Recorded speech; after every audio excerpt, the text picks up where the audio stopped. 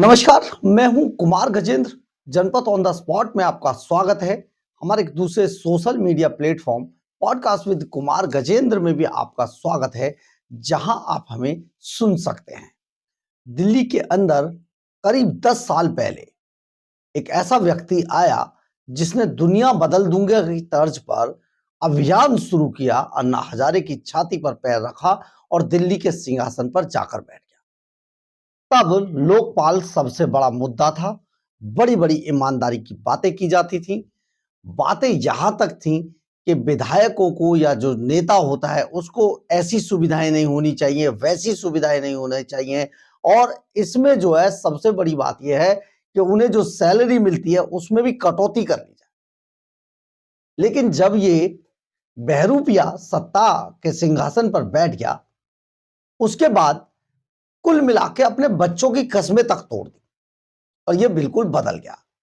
जी हां, हम बात कर रहे हैं अरविंद केजरीवाल की।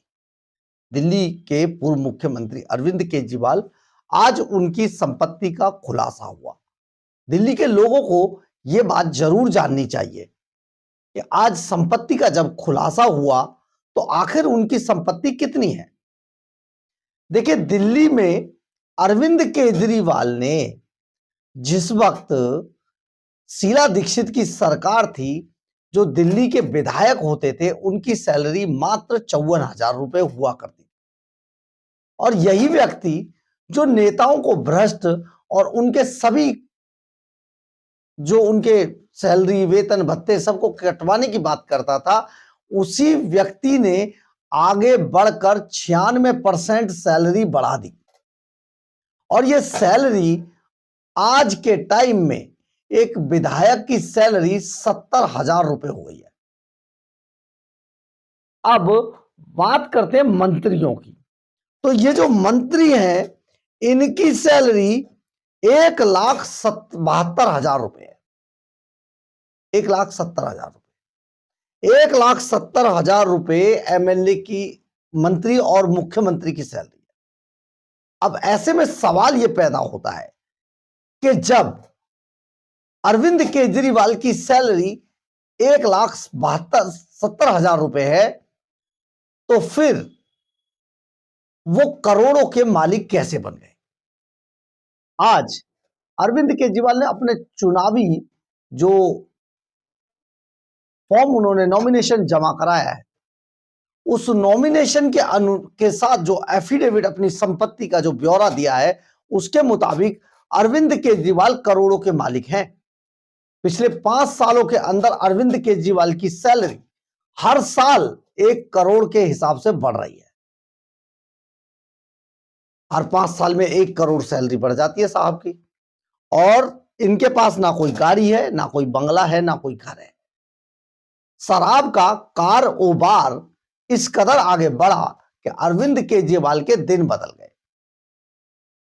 2 कमरों के फ्लैट में रहने वाला वैशाली में ये केजरीवाल आज शीश महल में रहता है, सोने के कबोर्ड, सोने के वॉश बेसिन इस्तेमाल करता है और इसके बाद महंगी महंगी करोड़ों की गाड़ियों में चलता है। और Z+ की दिल्ली से नहीं मिली तो Z+ की सुरक्षा पंजाब से लेकर चलता है। यह है अरविंद केजरीवाल, जो खांसता हुआ मफलर मैन आया था।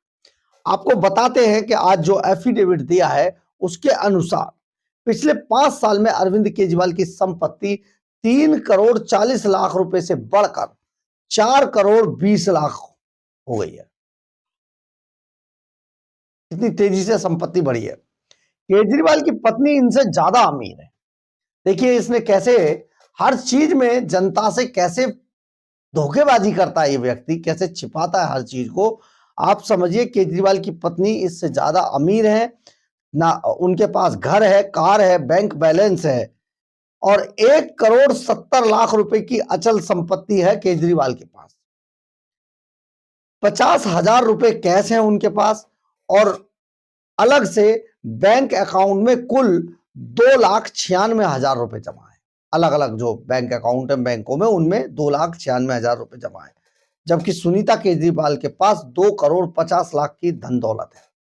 इसके अलावा 1 करोड़ रुपए की चल संपत्ति है उनके पास और 1 करोड़ 50 लाख रुपए की अचल संपत्ति भी है। गुरुग्राम में एक मकान है करोड़ों रुपए का, एक बेलेनो कार है, जबकि अरविंद केजरीवाल कार ओबार तो करते हैं परंतु कार नहीं है उनके पास। ग्लॉस्टर में चलते हैं परंतु कार उनके पास है नहीं। तो अरविंद केजरीवाल कि आपको हम यहां पर यह जरूर बता देना चाहते हैं कि 2020 में अरविंद केजरीवाल की कुल संपत्ति 3 करोड़ 40 लाख रुपए दर्ज की गई थी, जबकि 2015 में 2 करोड़ 1 लाख रुपए हुआ करती थी।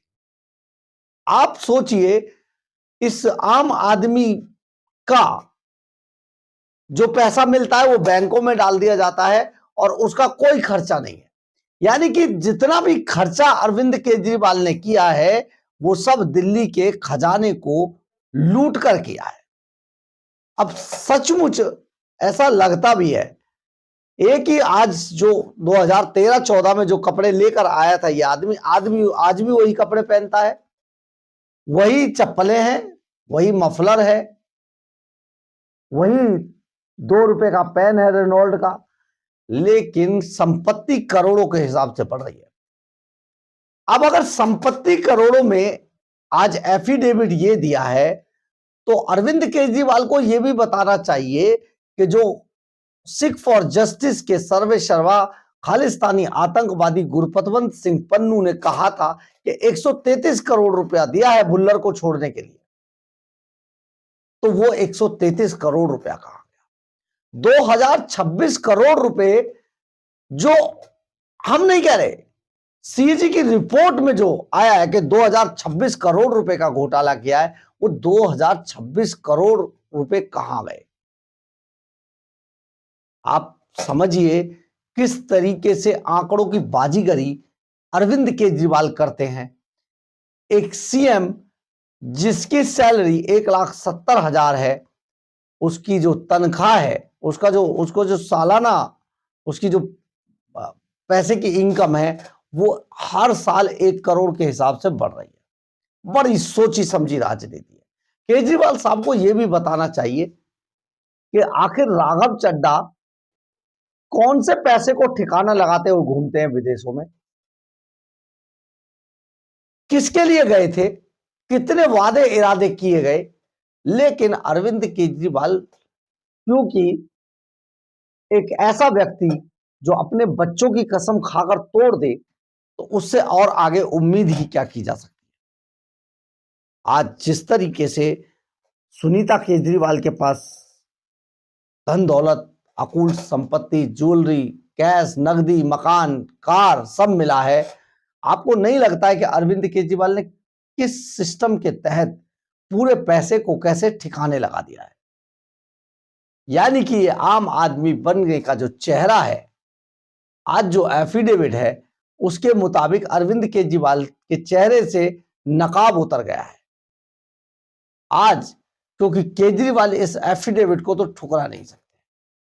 तो जब ये आम आदमी बनकर आए थे और ये कहा करते थे गाड़ी नहीं लेंगे, बंगला नहीं लेंगे, सुरक्षा नहीं लेंगे, लाल बत्ती कल्चर को खत्म करेंगे, वीवीआईपी कल्चर को खत्म करेंगे, बड़ी ईमानदारी से काम करेंगे जी, तो इनको क्या हुआ? आज करोड़ों के हिसाब से इनकी जो इनकम है वो कैसे बढ़ रही है। हालांकि ये सब जानते हैं कि आंकड़ों की जादूगरी किस तरीके से चार्टर्ड अकाउंटेंटों के साथ मिलकर की जाती है, संपत्ति को कैसे छिपाया जाता है। तिहाड़ जेल के अंदर बंद उस सुकेश चंद्रशेखर ठग का क्या करें, जिसने कहा मैंने इन्हें 50 करोड़ रुपया, सैकड़ों करोड़ रुपया दिया है, वो कहां गया? आखिर सत्येंद्र जैन किसकी संपत्ति को, ब्लैक मनी को व्हाइट कर रहे थे जिसमें वो फंसे हुए हैं? कोलकाता के अंदर फेक कंपनियां खोलकर उनमें किसकी जो ब्लैक मनी थी उसको डालकर व्हाइट किया जा रहा था। कमाल का जज्बा है, लेकिन सरकारी जो एफिडेविट है जहां वो अरविंद केजरीवाल की झूठी इनकम को बता रहा है, वहीं अरविंद केजरीवाल एंड कंपनी की झूठ की कहानी को भी बयान कर रहा है। आप सोचिए, जिन विधायकों, जिन मंत्रियों की सैलरी और वेतन भत्तों पर अरविंद केजरीवाल कटाक्ष किया करते थे। सीट पर बैठने के बाद 96% ये सब चीजें किसने बढ़ा दी? बहुत बड़ा आंकड़ा है और दिल्ली का बहुत बड़ा दुर्भाग्य भी है, क्योंकि इस तरीके से जो आदमी आम आदमी बनने की नौटंकी कर रहे थे, उनके काले कारनामे जनता के सामने आ गए हैं।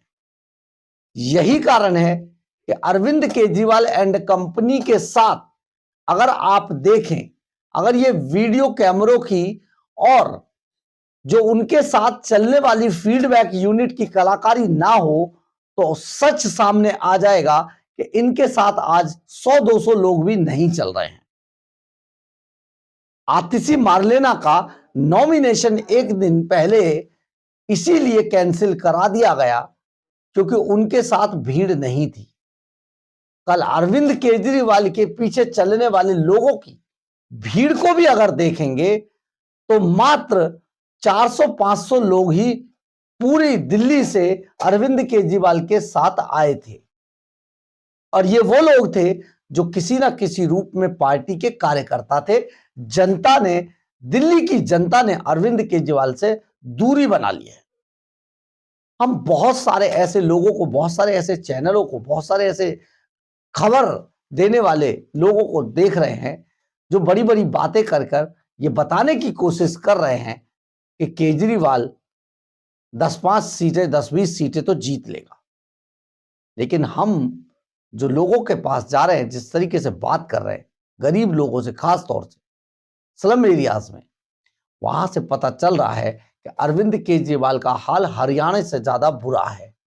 और यही कारण है कि केजरीवाल की जो बॉडी लैंग्वेज है, उनका जो चेहरा है, उनका जो बौखलानापन है, ये सब इसलिए है कि केजरीवाल को ये पता चल गया है कि उनका सुपड़ा साफ होने वाला है। यही कारण है कि उनके चेहरे का रंग उड़ा हुआ है, उनकी बॉडी लैंग्वेज बदल चुकी है। लेकिन फिर भी आप ये समझे कि ऐसे महाधूर्त महाठगों को उखाड़ कर फेंकना सचमुच दिल्ली के लिहाज से सबसे ज्यादा फायदेमंद सौदा है। लेकिन तय जनता को करना है। जनता क्या तय करेगी, ये भविष्य के गर्भ में छिपा है, और भविष्य में जो है वो 8 तारीख को सामने आ जाएगा। बहरहाल, अगर आपको हमारी खबर अच्छी लगे तो आप इसे लाइक, सब्सक्राइब और शेयर जरूर करें। कमेंट्स बॉक्स में अपनी राय जरूर लिखें। इससे हमें बहुत बहुत बहुत ऊर्जा मिलती है। जय हिंद, जय भारत।